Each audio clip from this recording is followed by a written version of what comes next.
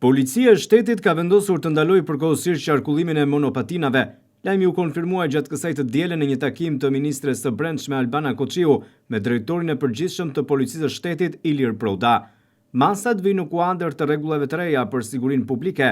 991 raste të raportuara nga urgjencat janë më shumë se sa mjaft për të ndaluar me njëherë këtë risi të rrezikshme në qarkullimin rrugor të qyteteve tona deri në hartimin e një rregullorie strikte të bazuar në praktikat më të mira ndërkombëtare, shprehet ministri e Brendshme.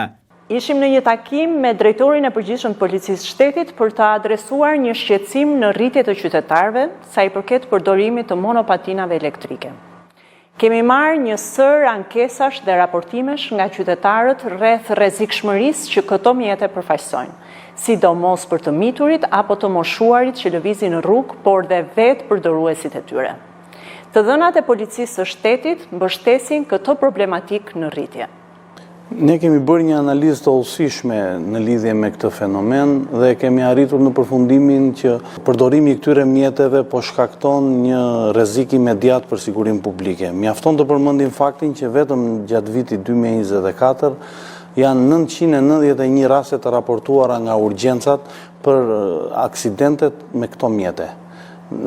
Midis këtyre rasteve ka pasur edhe fatalitete si dhe dëmtime shumë të rënda.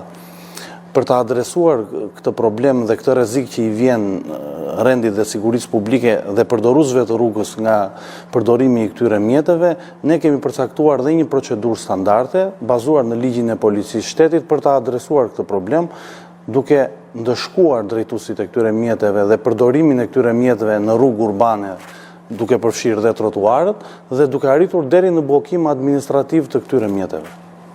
Sot i kam kërkuar Policisë së Shtetit që përkohësisht të mos lejojnë qarkullimin e monopatinave elektrike në rrugë.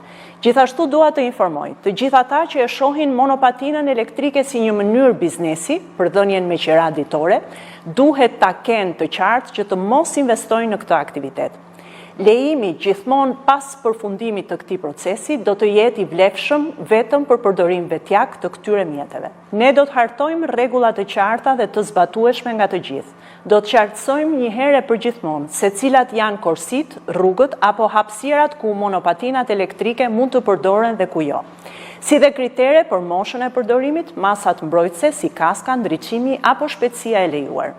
Megjithatë, deri në hartimin e një kuadri të plot rregullator, interesi publik dikton një ndërhyrje të menjëhershme. Që nga dita e hënë, Policia e Shtetit do të përfshihet në një operacion për ndalimin e qarkullimit të këtyre mjeteve dhe prandaj kërkojmë mirëkuptimin e qytetarëve për këtë proces.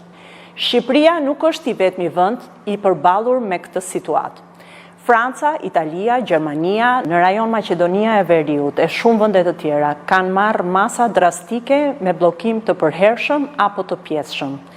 Dua të sqaroj opinionin publik se ne do të analizojmë të gjithë praktikat më të mira europiane dhe do të marrim masat e nevojshme në interes të gjithë palëve të përfshira.